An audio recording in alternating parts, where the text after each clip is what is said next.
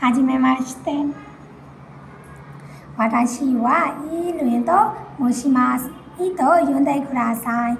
今27歳です。上映から来ました。家族は7人います。両親と弟が3人と妹私です。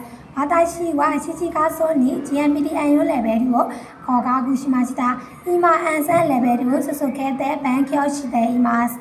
私の趣味は料理を作ることです。少々は何も諦めないすることです。体調は口数が少ないことです。私は日本で働きながら親に恩返ししたいです。